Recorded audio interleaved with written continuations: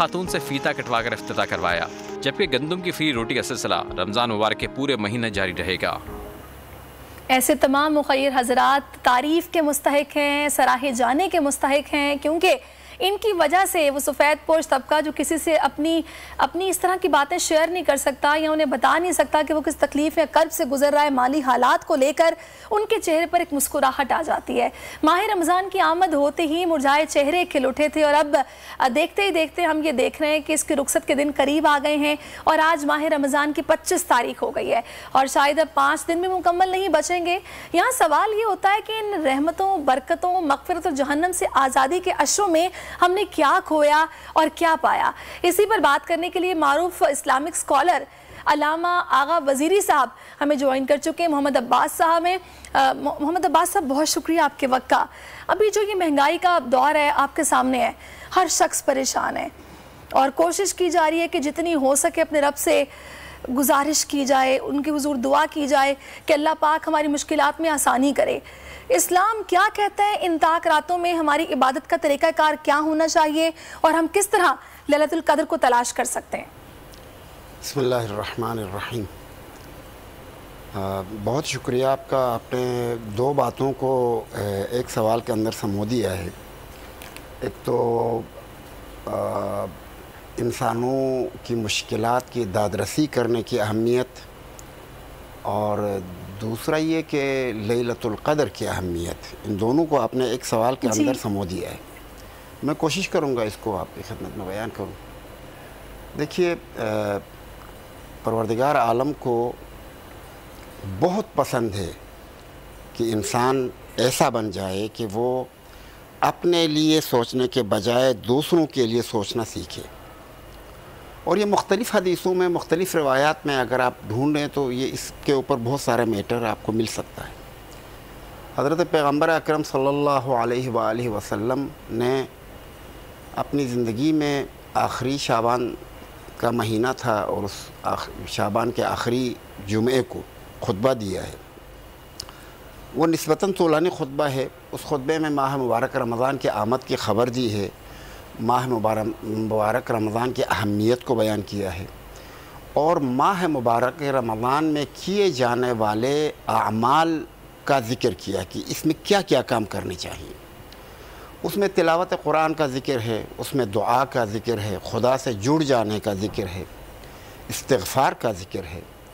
جہاں ان چیزوں کا ذکر ہے وہاں حقوق الناس کی رعایت کا ذکر ہے، صدقہ دینا، دوسروں پر خرچ کرنا، اس کا ذکر ہے۔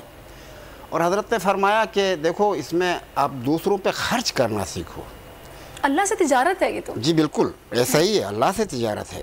بلکہ حدیث میں کہ اذا ملقتم فتاجر اللہ، اگر تم کسی وقت مالی اعتبار سے مشکلات سے دوچار ہو جاؤ تو تجارت خدا کے ساتھ کرو۔ صحیح بات، بے شک۔ اور وہ اللہ سے تجارت کرنے کے معنی یہ ہے کہ راہ خدا میں خرچ کرنا سیکھو، خرچ کرو تو ملے گا۔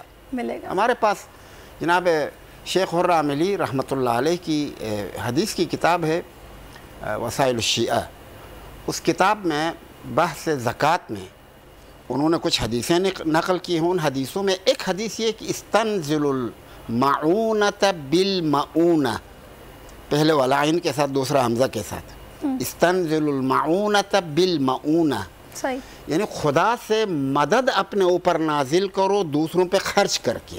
صحیح، جب آپ دوسروں کو دیں گے تو خدا عطا کرے گا، راستہ یہ ہے۔ اچھا، اور مجھے یہ لگتا ہے کہ وہ لوگ جو زیادہ اس چیز سے کام لیتے ہیں کہ بچا لیں، آگے آنے والے وقت کا سوچیں، اس سے برکت بھی ختم ہو جاتی ہے۔ ایگزیکٹلی 100% درست کہہ رہی ہیں۔ کوئی اگر یہ چاہتا ہے کہ اس کی زندگی میں برکت آئے، اچھا برکت صرف پیسوں کا بڑھنا نہیں ہے، برکت میں آپ کی آبرو، آپ کی عزت، آپ کا وقار، اور آپ کا سکون قلب، آپ کا ایمان، یہ تمام چیزیں ہیں۔ یعنی یہ تمام چیزیں تب بڑھتی ہیں کہ جب آپ بندگان خدا کے ساتھ محبت کرنا سیکھتے ہیں، صحیح، دوسروں کے ساتھ محبت کرنا سیکھتے ہیں۔ تبھی تو کہتے ہیں کہ پہلا سوال حقوق العباد کا ہوگا کہ آپ نے انسانوں کے ساتھ کیسا سلوک کیا تھا۔ یقیناً حقوق العباد، بلکہ ہمارے پاس بعض روایتیں ہیں کہ اگر کسی شخص نے حقوق اللہ کو وائلیٹ کیا ہے تو ممکن ہے خدا معاف کرے قیامت کے دن۔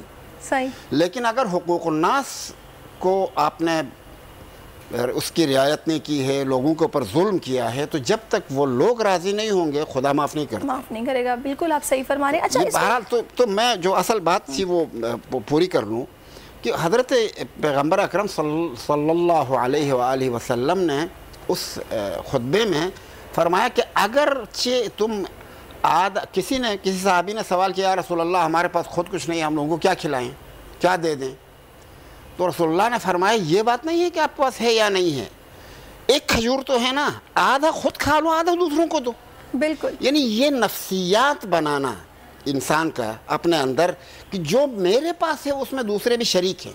بالکل. یہ مزاج آپ بنائیں گے تو آپ کی زندگی سے مشکلات برطرف ہو جائیں. اگر آپ کے دل میں یہ جذبہ یا احساس ہوگا تو بالکل آپ یہ اپنا طریقہ کار بنائیں گے, اس میں کوئی شک نہیں ہے. لیکن میں مفتی صاحب آپ سے, مولانا صاحب, ایک چیز اور پوچھنا چاہ رہی ہوں. ابھی جیسا کہ میں نے مشکلات کی بات کی تو ہم نے یہ پڑھا ہے لیلۃ القدر کے حوالے سے کہ اللہ تعالیٰ ان طاق راتوں میں آگے آنے والا جو سال ہوتا ہے اس کے وسائل, موت و حیات, یہ سارے فیصلے بھی لکھ لیے جاتے ہیں.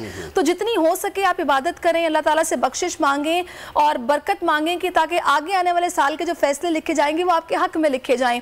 تو کچھ وظیفے ہم لوگ پڑھتے ہیں یا پھر ہمیں لوگ بتاتے ہیں کہ آپ یہ وظیفہ کریں تو یقینی طور پر میرا ایمان ہے کہ آپ کی دعا قبول ہو جائے گی. میں اس پر آپ کی رہنمائی چاہوں گی. ہاں بالکل. دیکھیں قرآن مجید میں ہماری انسان کی زندگی میں ایک ٹائم اور ایک وقت ایسا ہے کہ جس کی مثال نہیں ہے, وہ بے نظیر وقت ہے, وہ بے مثال وقت ہے. اچھا, اللہ تعالیٰ نے جس طرح سے پودوں میں کچھ پودے غیر معمولی اہمیت کے حامل ہیں, پتھروں میں کچھ پتھر غیر معمولی اہمیت کے حامل ہیں, ایسا ہی ہے. انسانوں میں کچھ انسان غیر معمولی اہمیت کے حامل ہیں. ٹائم اور زمان میں بھی کچھ ٹائم اور کچھ زمان غیر معمولی اہمیت کے ہیں. اور مکان میں یعنی پلیس یا اسپیس میں بھی یعنی کچھ مکان ایسے ہیں کہ جو غیر معمولی اہمیت کے ہیں. جیسے مثلا عرفہ, میدان عرفہ, یا حضرت ابا عبداللہ حسین علیہ السلام کے مزار جس احاطے میں واقع ہوا وہ, یا خانہ کعبہ. صحیح. یہ اپنی مکانیت میں بے نظیر ہیں, بے مثال ہیں.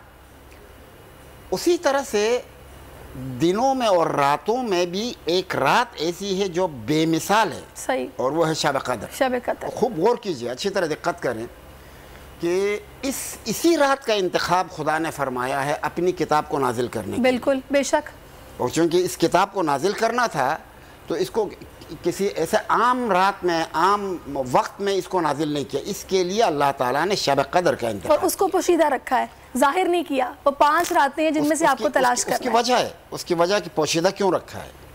وجہ یہ ہے کہ اگر فرض کرنے کہ وہ بتا دیا جاتا کہ فلاں رات ہے تو لوگ صرف اسی رات میں تلاش کرتے اور باقی راتوں میں غفلت کی نیند سوتے. بالکل.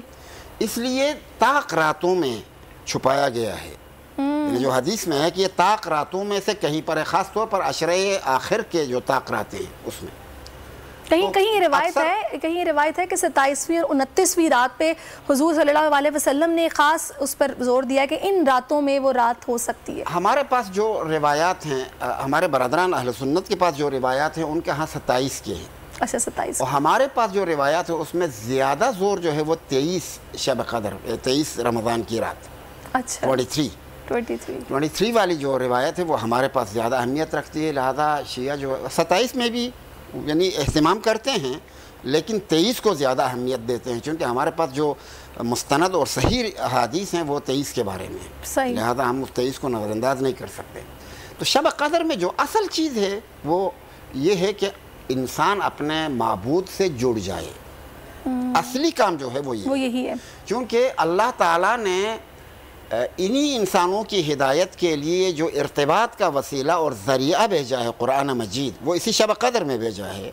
تو انسان کو بھی چاہیے کہ وہ اپنے آپ کو اپنے اللہ سے جوڑے رکھے. صحیح. اور جتنا زیادہ کوئی انسان اس میں کامیاب ہو گیا وہ اتنا کامیاب ہے. صحیح. اب آئیے قرآن مجید کی طرف. قرآن مجید میں ٹائم تھوڑا سا کم ہے. اچھا جی, ذرا مجھے بتا دیجیے آپ جلدی سے کیا بتانا. میں جلدی میں بتا دیتا ہوں. دیکھیں قرآن مجید میں ہے کہ بسم اللہ الرحمن الرحیم, انا انزلناہ فی لیلۃ القدر, ہم نے اس کتاب کو قدر والی رات میں نازل کیا. قدر کے بھی مختلف مفسرین نے مختلف ترجمے لکھے ہیں. بعض نے کہا بہت قیمتی رات, بعض نے کہا نہیں وہ رات جس میں مقدرات طے ہوتے ہیں. کسی نے کہا کہ تنگی بھی اس کا مطلب ہے کہ فرشتے اس قدر زمین پر اترتے ہیں کہ زمین تنگ ہو جاتی ہے. وہ کہ اِنَّا كُلَّ شَيْءٍ خَلَقْنَاهُ بِقَدَرٍ، قدر کے معنی یعنی مقدار معین، یعنی ہر بندے کے لیے اس کی زندگی میں اس کی خوشیاں، اس کے غم، اس کی مصیبتیں، اس کی مشکلات، اس کو ملنے والا مال، اس کی اولاد، ان کے مقدرات طے ہوتے ہیں. تو وہ یہ چونکہ اس رات میں یہ طے ہوتے ہیں، اس مناسبت سے اس کو لیلۃ القدر. تو ہمیں چاہیے کہ جتنی ہو سکے اپنے رب کے ساتھ ہم اپنی جو بانڈنگ ہے یا اٹیچمنٹ ہے اس کو ہم مضبوط کریں اور برکتیں رحمتیں سمیٹیں، اپنے گناہوں کی بخشش مانگیں. یہی میسج ہے علامہ صاحب کی طرف سے بھی، اور ہماری یہی دعا ہے کہ اللہ تعالیٰ ہماری ان تمام معافیوں کو قبول فرمائے. اس کے ساتھ ہی ناظرین مجھے اجازت دیجیے، اپنا بہت خیال رکھیے، دعاؤں میں مجھے یاد رکھیے. اللہ حافظ. بہت شکریہ علامہ صاحب.